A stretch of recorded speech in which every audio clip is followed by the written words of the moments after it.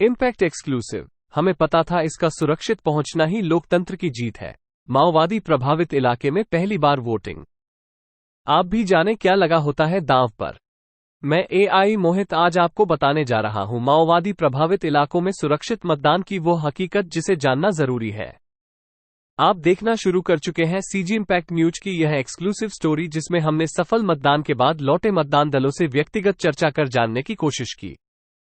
इतने चुनौतीपूर्ण इलाके में माओवादियों के बहिष्कार के बाद भी मतदान दलों को कोई नुकसान नहीं पहुंचा। अंदरूनी इलाकों में भारी मतदान दर्ज किया गया। इम्पैक्ट की पड़ताल में जानने की कोशिश की गई कि इस दौरान किस तरह की व्यवस्था थी और मतदान दलों की मानसिक स्थिति कैसी रही। इस रिपोर्ट में हमने मतदान दलों की पहचान जाहिर करने से बचने की कोशिश की है।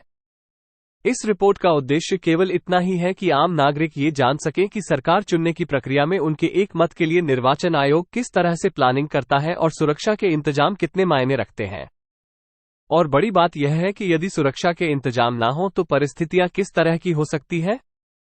इस बार बस्तर संभाग की 12 समेत माओवादियों के प्रभाव क्षेत्र के 20 विधानसभा क्षेत्रों में मतदान संपन्न हो चुका है। इस बार भी छत्तीसगढ़ में 2 चरणों में मतदान किया गया। पहले चरण में इन संवेदनशील और अतिसंवेदनशील मतदान केंद्रों में सुरक्षा के लिए लगभग 55,000 सुरक्षा बलों की तैनाती की गई थी।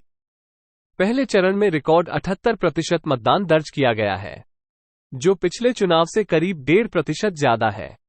महिलाओं का मतदान करीब 3% बढ़ा है। करीब 5,500 मतदान केंद्रों में से 70% मतदान केंद्र अतिसंवेदनशील श्रेणी में दर्ज थे। इनमें से करीब आधे मतदान केंद्रों में पहुंचने के लिए मतदान दलों को सुरक्षा बलों की सुरक्षा में ही चलना पड़ा। इस बार निर्वाचन आयोग की कोशिश से करीब 100 से ज्यादा मतदान केंद्रों में पहली बार वोटिंग दर्ज की गई। इनमें से कुछ मतदान दलों को निर्धारित अवधि से एक दिन पहले हेलीकॉप्टर से सुरक्षित कैंप में उतारा गया।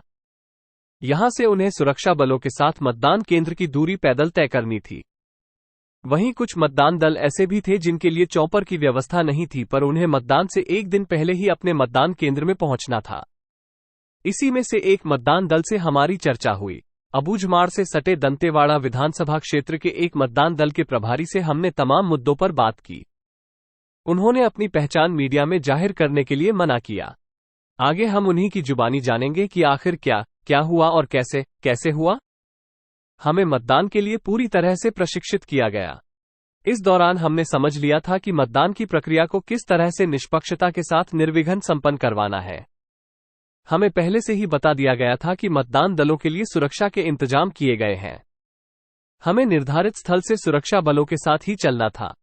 मतदान केंद्रों तक की दूरी और वहां तक पहुंचाने की पूरी जिम्मेदारी सुरक्षा बलों के ही जिम्मे रखी गई थी।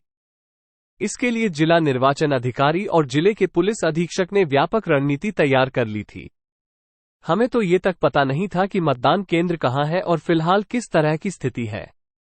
मतदान दलों की घोषणा के बाद हमें पता चला कि हमारे दल में कौन शामिल है।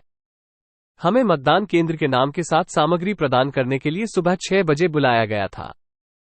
6 नवंबर की सुबह करीब 5 बजे हम तैयार होकर जिला निर्वाचन केंद्र में पहुंच गए। वहां हमें सुबह 6 बजे मतदान सामग्री सौंप दी गई। इसके बाद एक वाहन से हमें बारसूर तक पहुंचा दिया गया। करीब 3 बजे हमें सुरक्षा बलों के साथ आगे का सफर तय करना था। हमारे दल के निकलने से पहले एक बड़ा घेरा बना जिसमें कोबरा के जवान थे। इसके बाद दूसरे घेरे में DRG यानी डिस्ट्रिक्ट रिजर्व ग्रुप के जवानों का घेरा था। इसके बाद तीसरे लेयर में CRPF के जवाने हमारे चारों ओर सुरक्षित घेरा बनाकर चल रहे थे। यानी पूरी तरह से 3 लेयर सिक्योरिटी सिस्टम में मतदान दल शामिल थे। हमें यह निर्देशित किया गया था कि जैसे ही हमें लेटने, बैठने और छिपने के लिए कहा जाएगा, हमें तत्काल यही सब करना है। हमारे निकलने से पहले पहला लेयर फैल गया। वे हमसे काफी दूर तक फैल चुके थे, जंगल के भीतर। इसके बाद DRG के जवानों का लेयर भी फैल गया। वे हमें दिख रहे थे पर काफी दूर। इसके बाद हमारे दल के चारों ओर CRPF का एक बड़ा घेरा तैयार था।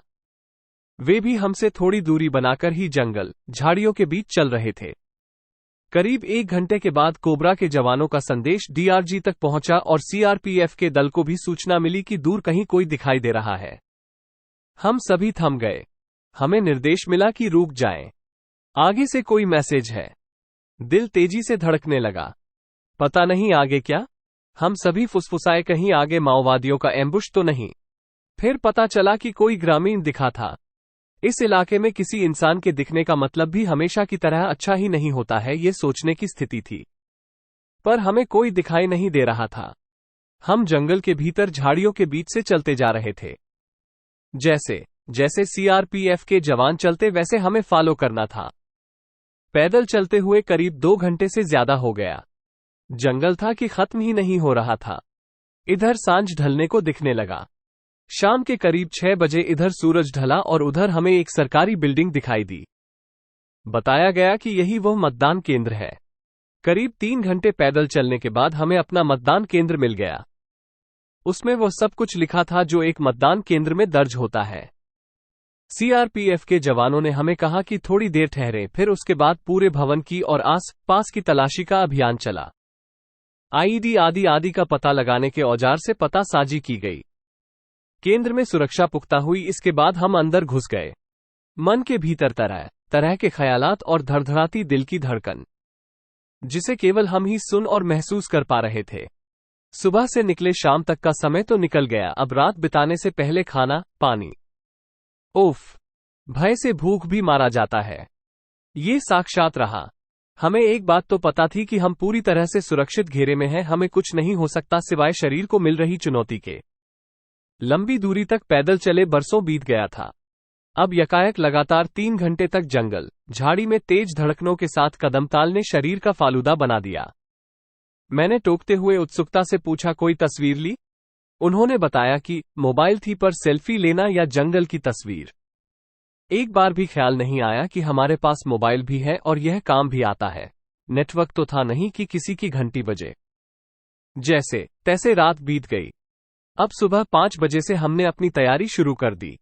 एक बात तो बताना भूल ही गया। मतदान केंद्र में हमारे पहुंचने से पहले जिला पुलिस बल भी पहुंच चुका था। यानी मतदान दल को किसी तरह का नुकसान ना पहुंचे और मतदान की प्रक्रिया निर्विघ्न पूरी हो, इसके लिए हमारी सुरक्षा सर्वोपरि रखी गई थी। मुझे उनका अनुभव सुनते हुए लगा, चुनाव के दौरान आम जनता वोट देती है और इस वोट से सरकार बनती है, पर इस सरकार को निष्पक्ष तरीके से बनाने के लिए लोकतंत्र में किसकी कितनी भूमिका होती है, ये जानना समझना हो तो एक बार यह जानना जरूरी है कि वे लोग जिन्हें पता भी नहीं कि उनके वोट की कीमत क्या है, उनके मत की भी कितनी कीमत होती है लोकतंत्र के लिए। शहरी क्षेत्रों में जहां लोगों को पता होता है कि उनके मत से क्या होना है, वे मतदान करने नहीं पहुंचते, और वे लोग जो अपने मतों को समझते हैं, वे जब पैसे लेकर अपना मत देते हैं तो वे क्या खो रहे होते हैं, और वे जो अपने मत का पूरा ईमानदारी से उपयोग करते हैं, वे लोकतंत्र में कितना मायने रखते हैं। ये साफ समझ में आने लगा। उन्होंने आगे बताया, मतदान सुबह 7 बजे अपने निर्धारित समय पर प्रारंभ हो गया। ग्रामीण पहुंचने लगे और वोटिंग शुरू हो गई। इस मतदान केंद्र में पहली बार वोटिंग हो रही थी। इससे पहले मतदान केंद्र शिफ्ट कर दिया जाता था। बड़ी बात यह थी कि इस मतदान केंद्र में 2 राजनीतिक दल के प्रतिनिधि मौजूद थे। ये बड़ी बात थी। उनके हाथों में मतदाता सूची भी थी। इलेक्ट्रॉनिक वोटिंग मशीन के बारे में मतदाताओं की जानकारी नहीं थी। ये साफ दिखाई दे रहा था। मतदान दल की आपबीती सुनने के बाद एक तथ्य तो ये भी समझ में आया कि जिन इलाकों में मतदान को लेकर असल में प्रचार की दरकार है, वहां तक कोई भी नहीं पहुंचता। संभव है निर्वाचन आयोग आगे इस कमी पर भी ध्यान देगा। पहला मतदाता बिना वोट किए बाहर निकला तो हमने उसे बताया कि जब तक बीप की आवाज नहीं आएगी तब तक वोट नहीं होता है। इसके बाद वो अंदर गया और बीप की आवाज आई, यानी पहला वोट पड़ चुका था। हम मुस्कुराए। हमारी मेहनत का पहला प्रतिफल जो था। लोकतंत्र के महापर्व में मतदान दलों को तब खुशी मिलती है जब उनके केंद्र में वोट पड़ता है। यह मेहनत के सार्थक होने जैसा ही है मानो परीक्षा दी और पहली श्रेणी में पास कर लिया हो। इस केंद्र में 904 दर्ज मतदाताओं में से 614 ने अपने मतों का प्रयोग किया।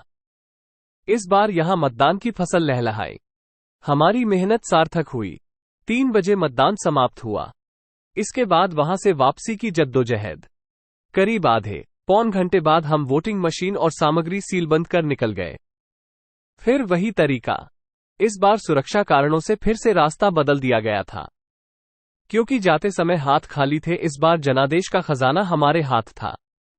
हमें पता था इसका सुरक्षित पहुंचना ही लोकतंत्र की जीत है। करीब 3-3.25 घंटे पैदल चलने के बाद जैसे ही छिंदनार का ब्रिज दिखा तो मानो स्वर्ग का द्वार दिखाई दे गया। सुरक्षा बलों की मौजूदगी से मतदान की सफलता ही सुनिश्चित नहीं होती है, बल्कि उन सभी लोगों की सुरक्षा भी सुनिश्चित होती है जो लोकतंत्र के महायज्ञ में अपनी आहुति डालने पहुंचते हैं, उसकी प्रक्रिया में शामिल होते हैं। एक मतदान दल के सदस्य ने तो ये भी बताया कि उन्हें जब मतदान केंद्र के बारे में जानकारी मिली तो वे खुश हो गए कि बस 2 किलोमीटर दूर ही तो है।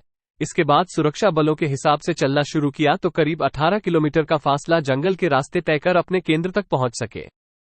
सुरक्षा बलों की यह जिम्मेदारी होती है कि वे हर हाल में सबसे सुरक्षित रास्ते से अपने साथ दल के सदस्यों की सुरक्षा को पुख्ता करते हुए चलें। इसलिए वे ऐसी राह तलाशते हैं जहां एम्बुश का खतरा ना हो।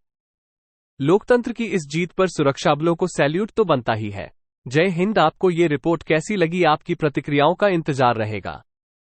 अगर आपने अब तक हमारे YouTube चैनल को सब्सक्राइब नहीं किया है तो कृपया इसे सब्सक्राइब कर लें, बेल का बटन दबा दें ताकि आपको अपडेट तत्काल मिल सके। इस वीडियो को पूरा देखने के लिए आपका धन्यवाद। AI मोहित का नमस्कार।